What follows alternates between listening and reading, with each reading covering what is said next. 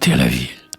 Un vieux bateau, suivant l'eau lentement, sans voile et sans rame, sur des nuages blancs, aussi blancs que des femmes, le ciel d'été, azur étendrait son manteau. Serré dans le granit comme dans un étau, le fleuve mord ses bords et glisse en courte lame, et la ville au toit bleu tout pailleté de flammes parade bruyamment comme sur un tréteau. Plus de quais, des maisons d'un étage, des rives, les saules, les bouleaux, les aubépines vives, un coin du bien-aimé paysage français. Les peupliers sont hauts, les collines sont bleues. Où donc est la rumeur de foule où je passais? Je ne sais pas combien j'ai pu faire de lieues.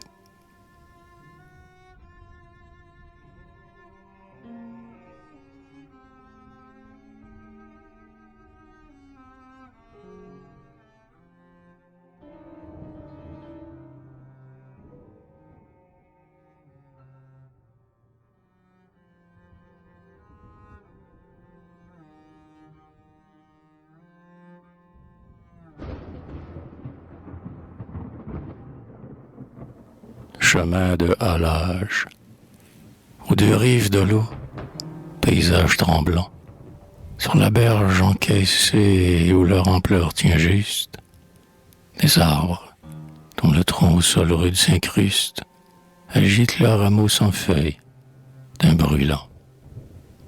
Des percherons trapus tirent du col, soufflant, le brouillard enflammé d'une haleine robuste.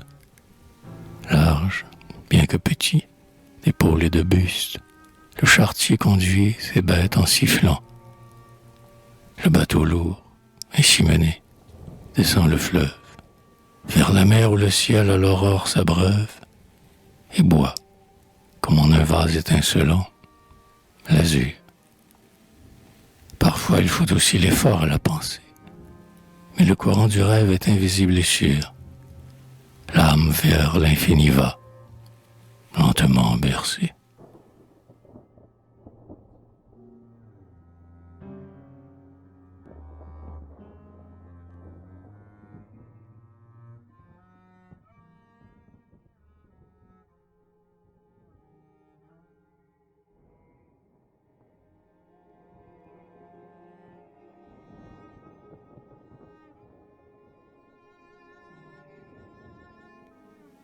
L'arche. Le grand cintre de l'arche encadre un clair tableau. En attendant avril et pour la bienvenue, des fleurs, le ciel sourit, le froid s'atténue. Au premier plan, la rive en pente douce, et l'eau, peinte légèrement du bout d'un fin pinceau, profilant sur l'azur sa silhouette nue. Une île, avec des airs de baigneuse ingénue, sort du fleuve, et les joncs lui font un frais berceau. Le froid soleil d'hiver, qui ne fait rien éclore, glisse sur les coteaux dans sa pourpre incolore, comme un hôte ennuyé prompt à gagner le seuil. Mais la tonnelle semble attendre sur la berge, et j'entends clairement pétiller dans l'auberge la friture dorée et le vin d'Argenteuil.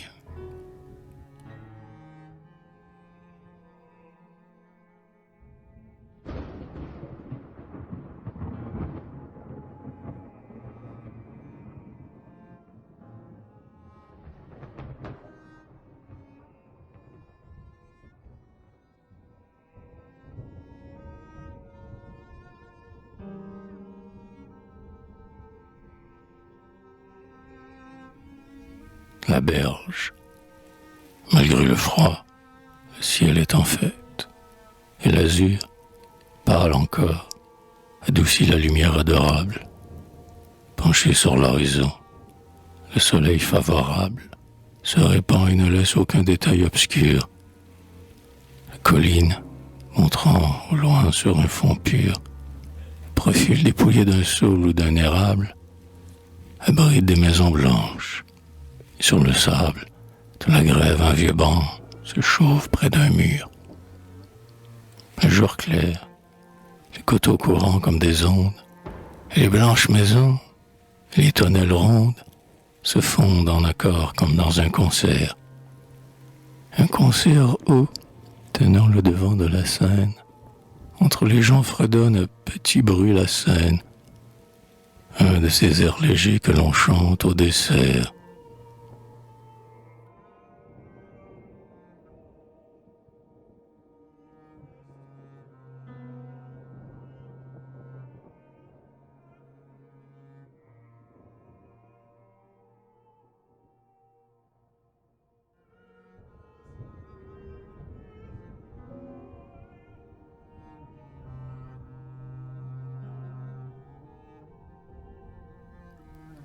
Le grand arbre, dans un parc oublié dont le silence amorce. Les rêveurs, sentinelles anciennes du seuil. Un grand arbre muet isole son orgueil, et vers le ciel étend ses branches avec force. Son tronc noir se roidit musculeux comme un torse, et son cœur dépouillé ferait un beau cercueil. Il a l'air de porter l'empreinte d'un long deuil, et l'âge a sillonné profondément l'écorce. Il sent qu'il n'est pas fait pour prêter aux amants l'ombre dont le secret rassure les serments et les baisers, concert matériel des rêves. Inutile à l'amour trop vulgaire pour lui, âpre et dur, il attend venir avec ennui la fermentation violente des sèves.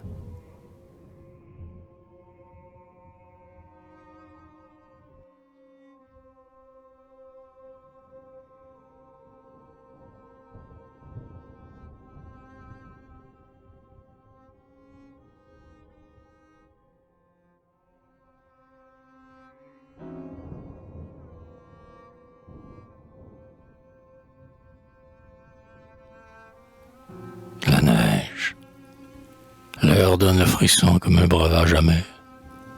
Le jour est morne, éteint, et prend des tons de cuivre. Les moineaux, pépillons de froid, se laissent suivre, et, s'envolant, font sur la brume un vague éclair. La neige, floraison pâle des ciels d'hiver, fait pleuvoir tristement ses étoiles de givre. Les arbres aux bourgeons captifs qu'avril délivre se la mettent au front, ainsi qu'un joyau clair. Frêle et vain ornement, outrage des ramures, à qui va la beauté des larges feuilles mûres, où circule le sang glorieux des étés. Ta blanche clarté fait que j'aime mieux les roses, aux neiges, dont la grâce est celle des chloroses, image des froideurs et des virginités.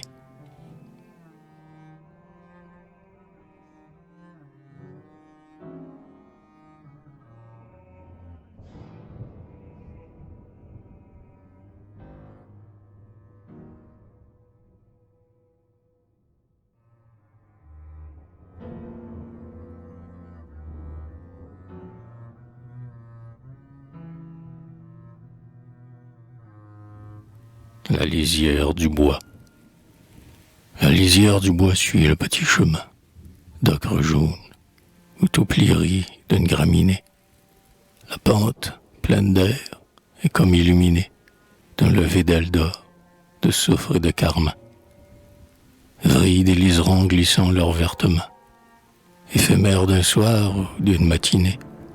Toute la fleur exquise, humble, indéterminée, de l'herbe, amour d'hier, semence de demain. Cependant l'aïeul doux plus faible, le chêne, souffrant à ses genoux les mousses et la chaîne des églantiers, faiseurs de roses et de miel, regarde du côté des marguerites blanches, et, mendiant d'azur, il tend ses vieilles branches, pour y prendre à plein doigt un grand morceau de ciel.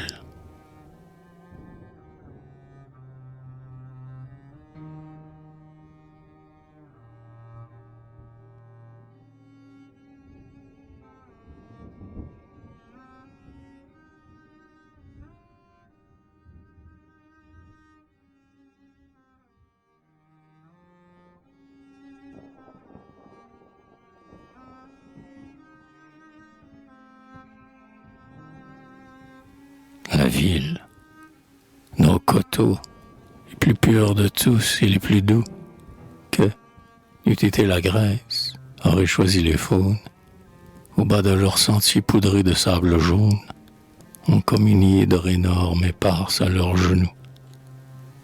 La ville nous fascine, étant moins près de nous, avec ses tours aussi royales que des trônes, horizontales, bleues et blanches entre les cônes, des hauts taillis bordés d'épines et de houx. Ici l'on ne voit rien que les langueurs farouches du monstre aux 1000 bras puissants, aux 1000 bouches, dans le grand soleil de où ensanglante les yeux. Elle est plus dangereuse ainsi, mais pour nous prendre, il faudrait que le ciel fût moins silencieux. Il faudrait que le bois ne sût pas nous défendre.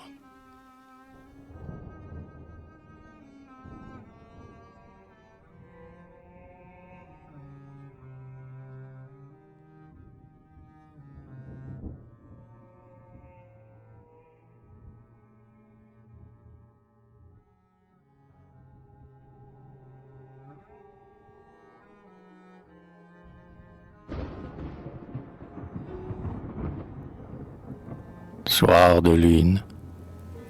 L'azur du soir s'éteint rayé de bandes vertes, comme hors de son lit un fleuve débordé. La lune se répand, et les terres inondées ruissellent, des coteaux pleines découvertes. Sous le voile muet de ces lueurs désertes, nulle voix qui s'élève et nulle pas attardée. Les bruits vivants du jour la terre n'a gardé que le vague frisson des feuilles entr'ouvertes. C'est un cadre incertain de rêves allemands, un linceul de clarté bleue et de flots dormants, où la nature a froid comme une ensevelie.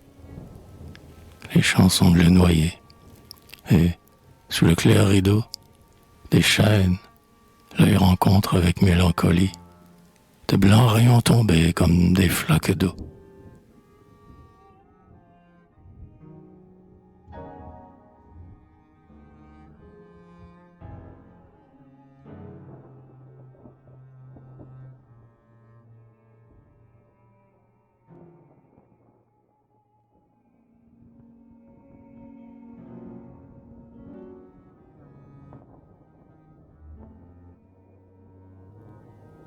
La nuit, tiède et souvenir des accidents vermeils. La nuit sur les coteaux palpite immense et bonne. Elle est comme la mer. Un vent d'elle y frissonne. Leur couleur est semblable et leurs bruits sont pareils. Le sein large et profond qui porte les soleils, où le flot incessant des univers rayonne, est indulgent et n'a d'embûche pour personne. Et, mérité ou non, berce tous les sommeils.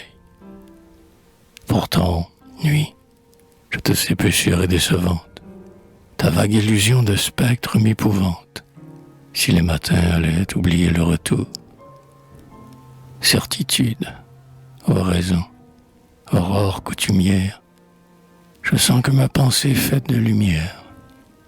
Même les yeux fermés, j'ai le souci du jour.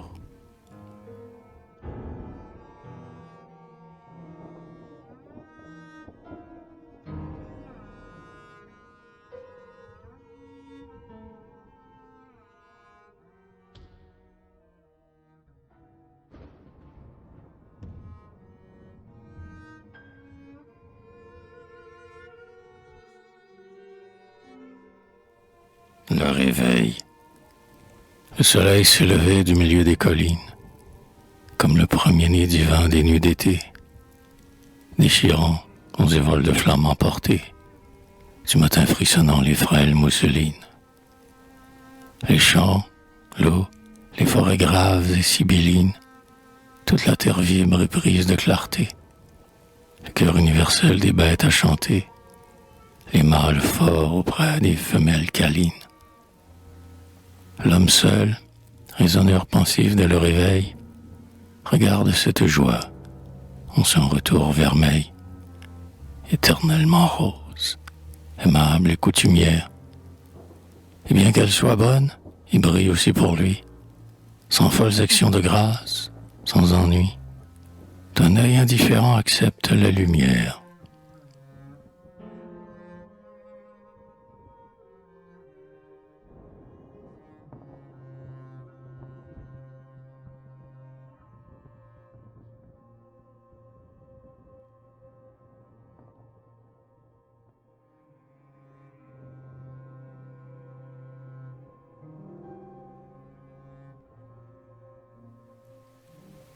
le désir.